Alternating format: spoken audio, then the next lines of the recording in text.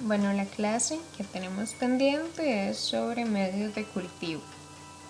Entender bien este tema, realmente cómo funciona y por qué, es fundamental, no solo para cuestiones evaluativas, sino también para la vida en general, porque sin entender esto es imposible que uno pueda manejarse correctamente en una sección de bacteriología. Entonces vamos a ir poco a poco viendo cada uno de los medios de cultivo más comunes. Un medio de cultivo que sea adecuado para el crecimiento de un microorganismo tiene que tener varios nutrientes, como proteínas, carbohidratos y sales minerales. Hay algunas bacterias que se les suele llamar como fastidiosas porque son nutricionalmente muy exigentes. Entonces, para este tipo de bacterias se pueden enriquecer los medios con otras sustancias como sangre, suero, vitaminas e inclusive algunos aminoácidos específicos. Todo medio de cultivo, como ya habíamos visto, va a incluir siempre un agente solidificante. Para esto se va a usar el agar, que fue introducido por Robert Koch. El agar se va a obtener de las algas marinas que están en el Océano Pacífico, Índico y en el Mar de Japón. Es muy importante porque es soluble en el agua y su punto de fusión es 98 y solidificación entre 42 y 45. ¿Esto qué quiere decir? Que a la hora de autoclavar para esterilizar, el medio no se va a descomponer, ¿okay? No se va a desnaturalizar el agar, va a soportar esa cantidad de calor y además que a temperatura ambiente nos va a solidificar.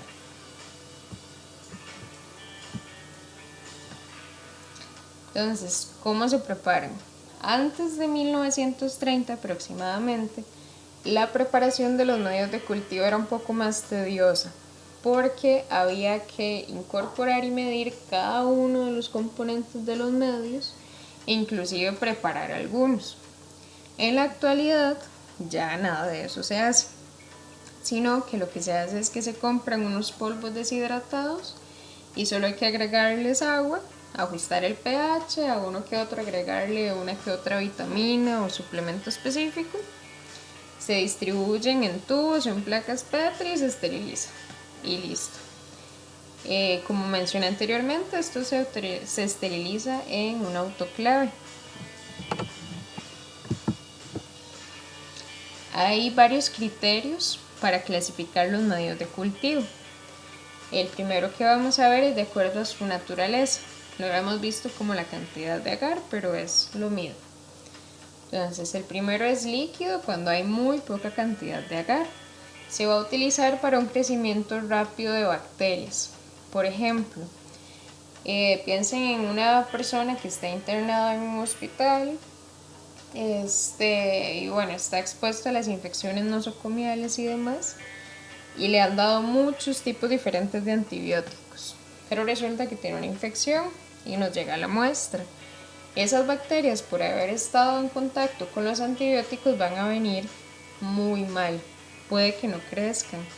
Entonces la primera fase en esos casos es poner la muestra en un medio líquido para que las bacterias empiecen a reproducir y ya después pasarlo a un medio sólido para hacer la identificación correspondiente.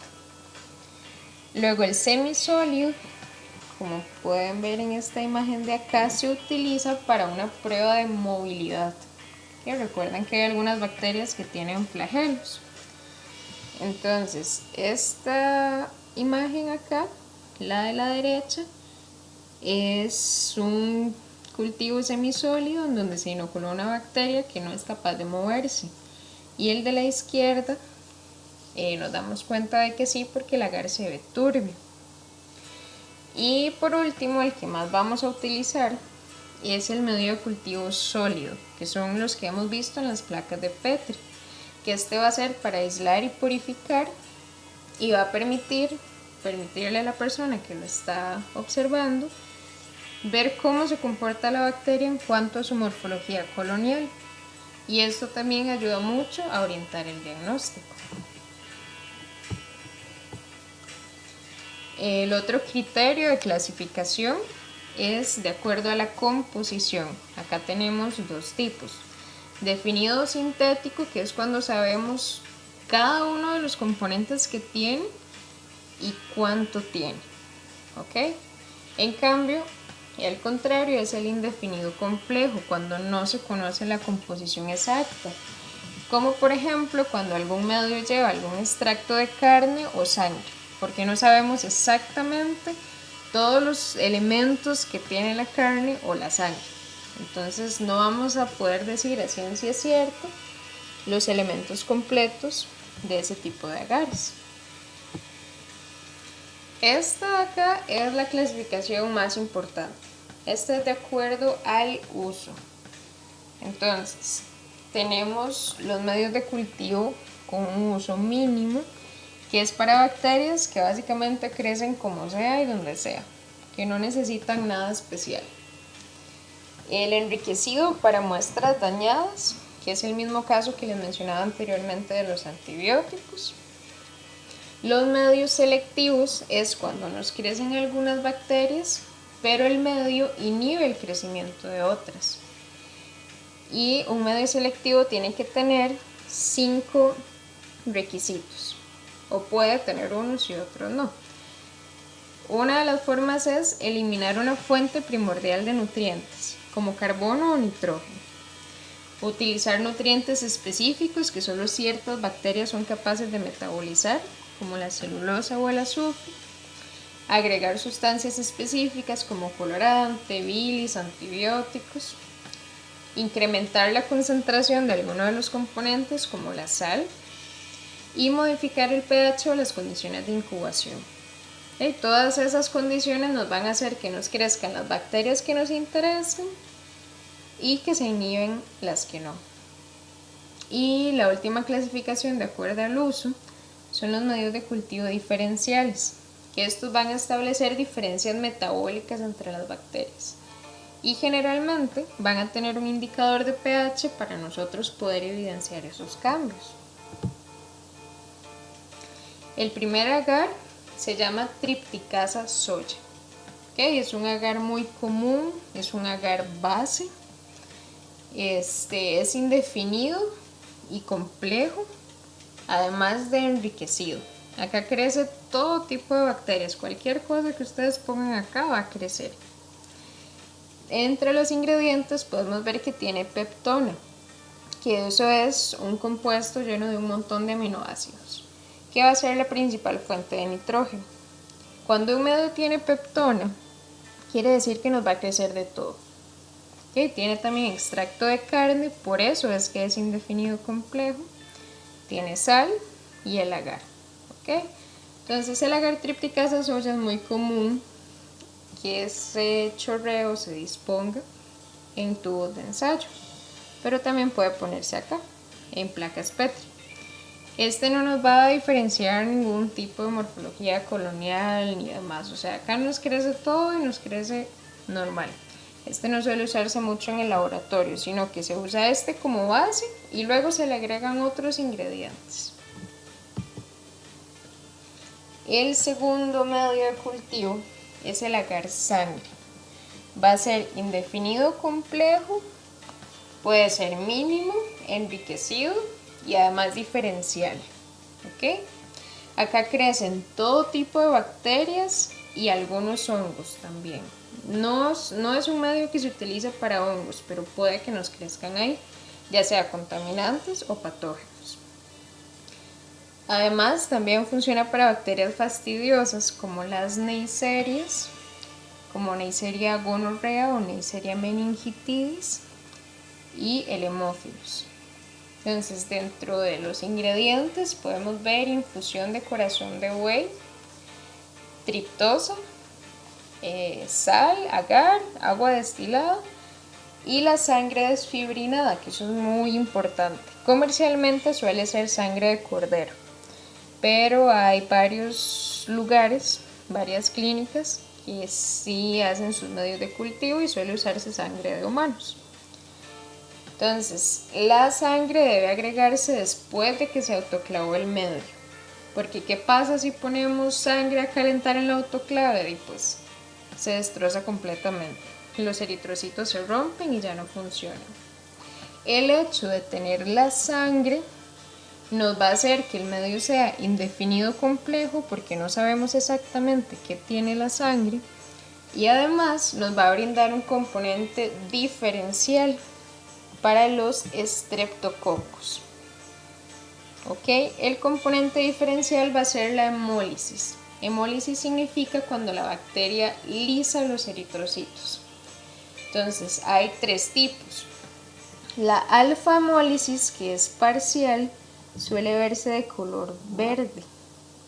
La beta-hemólisis, que es total, y la gamma-hemólisis, que significa que no hay hemólisis. ¿Okay? Para revisar un agar sangre, siempre hay que verlo contra la luz para revisar qué colonias tienen hemólisis. Y como les decía, nos sirve para identificar diferentes tipos de estreptococos. Eso es lo que le da su componente diferencial. Ok, ¿qué muestras vamos a poner en agar sangre? Prácticamente todo. Ok, urocultivos, que es muestra de orina, vaginales, secreciones, que ahí entra lo que sea que se les ocurra, como oído, faringeos, puto, úlceras, lo que sea, secreciones uretrales o líquido cefalorraquídeo. El líquido cefalorraquídeo es el que está en el cerebro.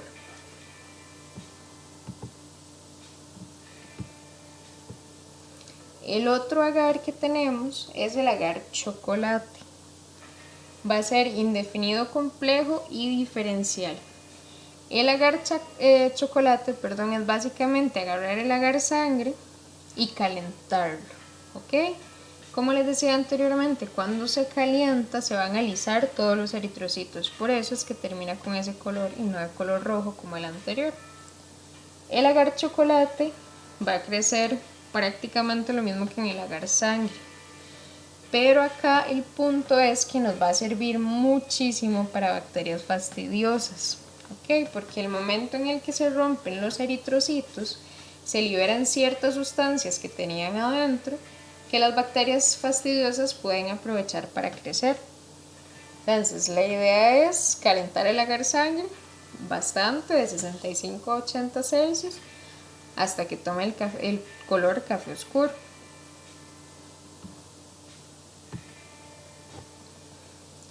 Que en el agar chocolate vamos a sembrar líquidos cefalorraquídeos, secreciones vaginales o también los uretrales. Otro de los medios que se utiliza muchísimo es el agar McConkey. Este va a ser definido sintético, selectivo y diferencial. Este agar es únicamente para bacilos gram negativos. Entonces, si algo crece en McConkey, no es necesario ni siquiera hacerle un gram, porque ustedes ya van a saber que por el tipo de medio que es, esa bacteria va a ser un bacilo gram negativo. Entonces, en los ingredientes tenemos de nuevo peptona, sal, agar, agua destilada estéril, y acá empiezan los componentes selectivos.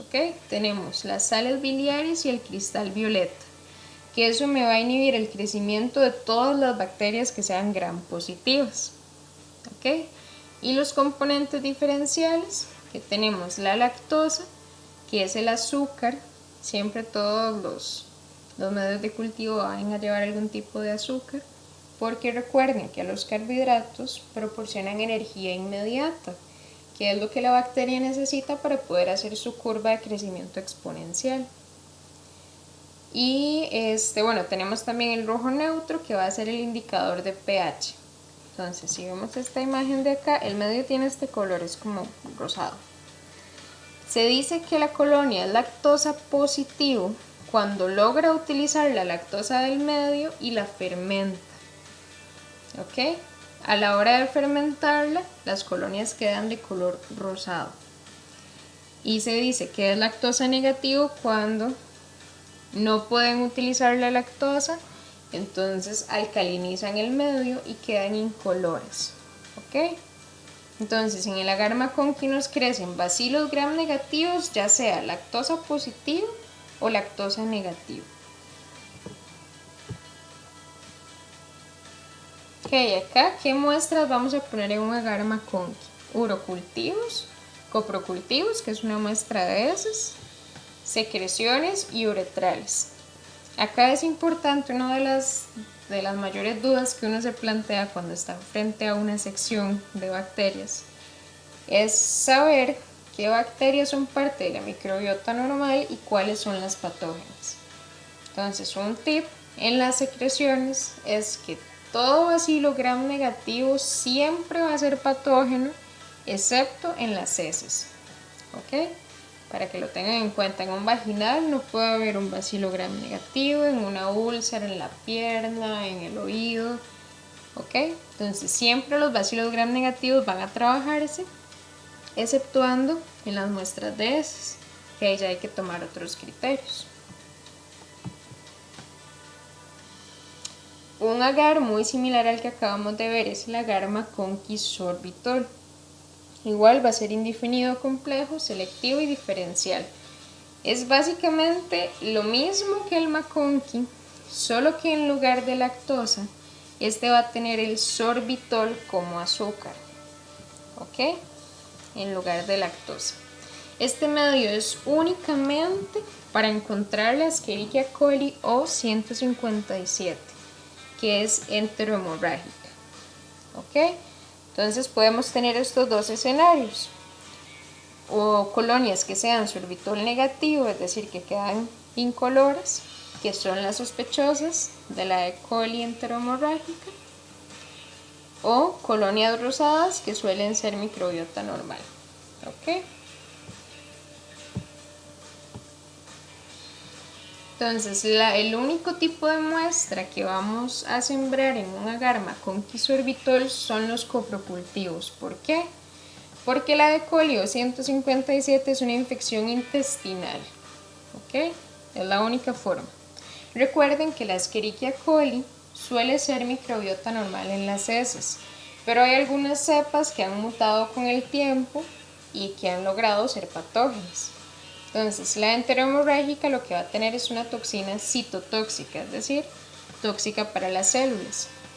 Va a provocar un cuadro en realidad muy grave de colitis hemorrágica y un síndrome que se llama urémico hemolítico, que eso es una insuficiencia renal con anemia hemolítica más defectos en la coagulación. Entonces, si una persona tiene este tipo de infección, hay que correr porque la persona puede morir desangrada. ¿Ok? Entonces, agar maconqui sorbitol únicamente para el E. coli O157. Es lo único que nos va a importar ahí. Otro de los medios es el agar mannitol sal. ¿Ok? Va a ser indefinido complejo, selectivo y diferencial. En el agar mannitol sal nos van a crecer solamente estafilococos. ¿Ok? Es lo único que nos crece acá. Entonces, de nuevo, tenemos peptona, extracto de carne, agar, cloruro de sodio. Esto es lo que lo hace selectivo, porque únicamente los estafilococos pueden aguantar altas concentraciones de sal. Si recuerdan, los medios anteriores también tenían cloruro de sodio, pero este tiene una concentración mayor. Entonces eso ya lo hace selectivo únicamente para estafilococos. Y en la parte diferencial vamos a tener el mannitol, que ese va a ser el carbohidrato. ¿Ok? Ya no es lactosa, ya no es sorbitol, acá es mannitol. Vean que el mismo nombre nos indica el tipo de azúcar que tiene. Y el rojo fenol para indicar el cambio en la fermentación. Entonces, en este medio vamos a tener dos escenarios, como ya lo habíamos visto con lo de la catalasa. Colonias amarillas, que es decir, son colonias mannitol positivo, ¿ok? Porque pueden fermentar el mannitol. Entonces se van a ver amarillas y eso va a ser sospecha de Staphylococcus aureus, que es el que suele ser patógeno, ¿ok? Y si las colonias nos quedan rosadas o incolores, suele ser un Staphylococcus epidermidis, que es parte de la microbiota normal de la piel.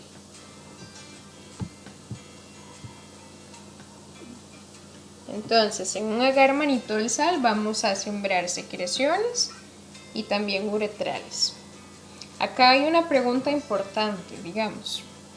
Si yo tengo un crecimiento de una bacteria en un mannitol sal, independientemente de que sea mannitol sal positivo o negativo, ¿es útil que yo haga una catalasa?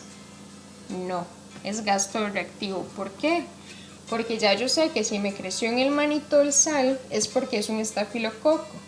Y los estafilococos siempre van a dar positivo en la catalasa. ¿Ok? Esas son todas las conexiones que tenemos que ir haciendo para poder enfrentar un diagnóstico. Otro de los medios es el agar Salmonella shigella.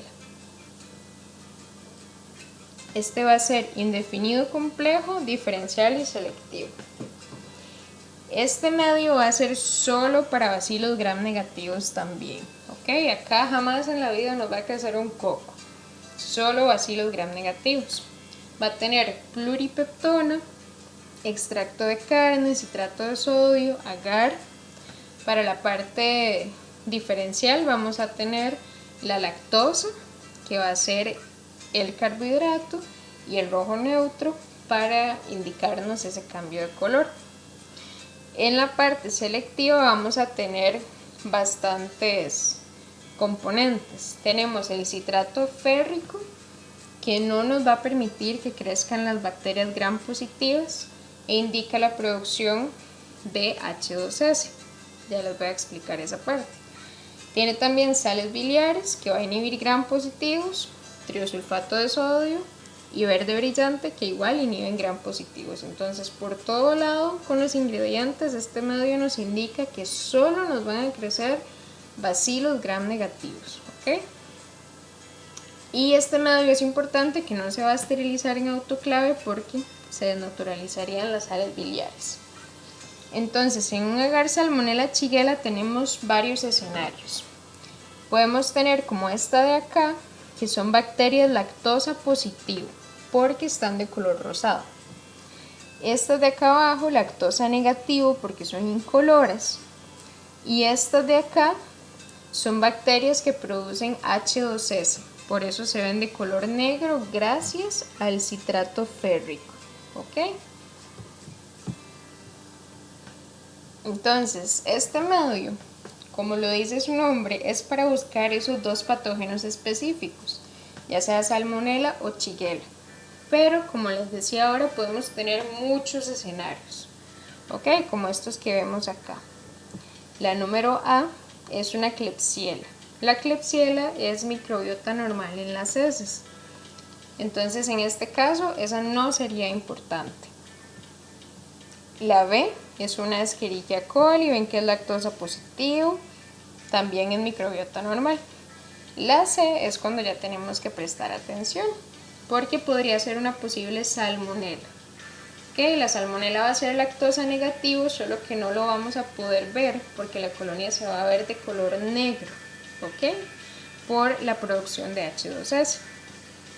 Pero el problema es que no solo la salmonela nos puede dar colonias negras, también el proteus. Pero el proteus no es patógeno en las heces. ¿Ok? Y por último tenemos Pseudomonas aeruginosa, que es lactosa negativo, pero también es microbiota normal. Entonces, en resumen, en un agar Salmonella shigella tenemos que buscar colonias negras o colonias incoloras, ¿ok? Porque las incoloras podrían ser una shigella y las negras podrían ser una salmonella. Entonces, como les decía, este medio se va a utilizar solamente para coprocultivos. ¿Por qué? Porque la salmonella y la shigella producen cuadros de infección intestinal. Entonces, la salmonelosis es una zoonosis de distribución cosmopolita. Se transmite por contacto directo, contaminación cruzada. Está muy relacionada al consumo de aves, principalmente de pollo. El hábitat básicamente es el intestino de cualquier animal. Y la salmonela está normalmente, no siempre, pero puede que esté, en superficie de huevos, piel de tomates y aquellos frutos y verduras que tengan contacto con la tierra. La shigella, por su parte, va a producir un cuadro de disentería. Esto quiere decir heces con mucus y sangre. Es una antroponosis y se transmite por agua, alimentos o también objetos contaminados. Y el siguiente medio, tiene un nombre súper largo, es el agar tiosulfato citrato bilis sacarosa. Solemos decirle TCBS, ¿ok? Pero es importante que sepan qué significan las siglas. Va a ser indefinido complejo, selectivo y diferencial. Este medio va a ser únicamente para concentrarnos en buscar Vibrio cholera, que es el agente causal de la cólera, ¿ok? Una infección intestinal de nuevo. Entonces, vamos a tener caseína, agar, agua destilada estéril, peptonas. Acá el azúcar va a ser la sacarosa, ¿ok? Eso es lo que nos va a aportar el componente diferencial. Luego, para la parte selectiva, tenemos bilis de whey, que nos va a inhibir gram positivos, azul de timol, que nos va a inhibir otro tipo de vibrios, también el azul de bromotimol, porque existen, recuerden que vibrio es el género, cólera es la especie, pero hay muchos tipos de vibrios. Algunos no producen infección. Entonces, estos dos, el azul de timol y de bromotimol, nos van a inhibir esos otros vibrios que no suelen ser patógenos. Y por último, este tiene dos componentes, que es el citrato sódico y el citrato férrico, que son agentes quelantes. Un agente quelante es un compuesto químico que nos va a quitar los metales pesados porque son tóxicos para las bacterias.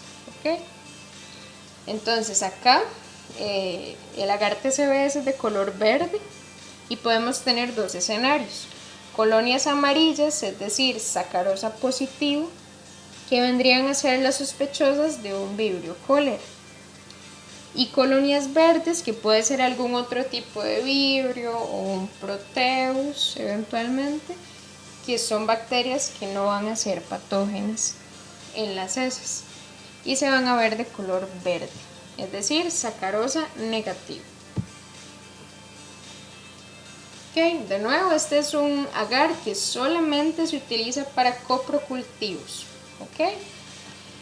Y bueno, recordemos que el cólera, como les venía diciendo, es una infección intestinal causada por vibrio cólera.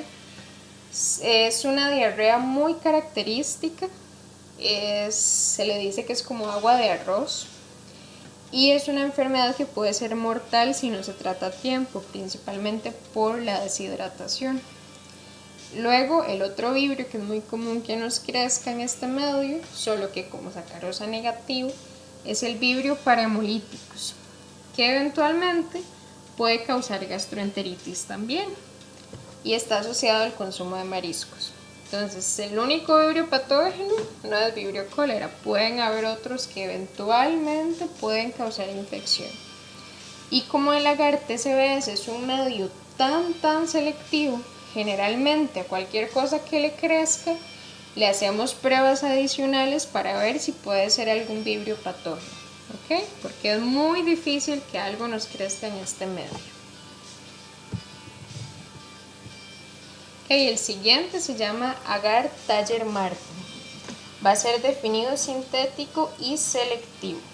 Este medio va a ser únicamente para Neisseria meningitidis, que es una bacteria capaz de causar meningitis, y para Neisseria gonorrea, que es el agente causal de la gonorrea. Es un medio altamente nutritivo para bacterias fastidiosas, como esas dos. Son muy difíciles de que crezcan así a la primera.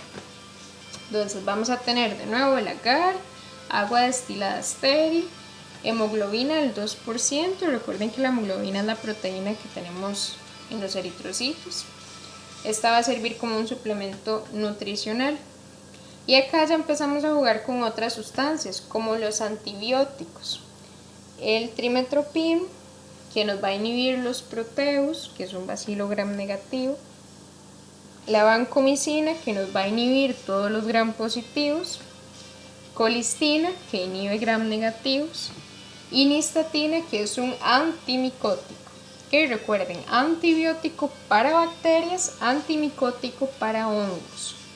Ok, acá es uno de esos casos en los que la teoría no nos concuerda mucho con la realidad, porque se supone que la nystatina es un antimicótico que nos va a inhibir levaduras, pero la Candida albicans es una levadura y en este medio crece perfecto. Entonces, según la teoría no nos funciona, pero en la práctica sí. ¿Ok? En el agar, Thayer y Martin lo que vamos a sembrar son vaginales, que es donde nos suele crecer la Candida albicans, líquido cefalorraquídeo y también los uretrales. Ok, esos que vimos son los medios de cultivo para bacterias. ¿Ok? Como mencionamos, en el agar sangre pueden crecer algunos hongos y en el Thayer y Martin puede crecer levadura. ¿Ok? Pero esos medios no están diseñados específicamente para hongos. Si crecen ahí es por pura suerte. ¿Ok? Entonces, para hongos tenemos dos. Ya los había mencionado anteriormente. El primero es el agar Sauro. Es un agar enriquecedor y selectivo. Ok, acá nos van a crecer tanto hongos filamentosos como levaduras. Vamos a tener peptona, agar, agua destilada estéril, y acá la parte selectiva va a ser que vamos a tener glucosa. Recuerden que todo microorganismo prácticamente puede sintetizar la glucosa, pero la diferencia es que está en altas concentraciones, y cuando es así, las bacterias no la pueden sintetizar generalmente. Los hongos sí. Entonces eso nos va a inhibir el crecimiento de varias bacterias. Y también tiene cloranfenicol, que es un antibiótico de nuevo para inhibir bacterias.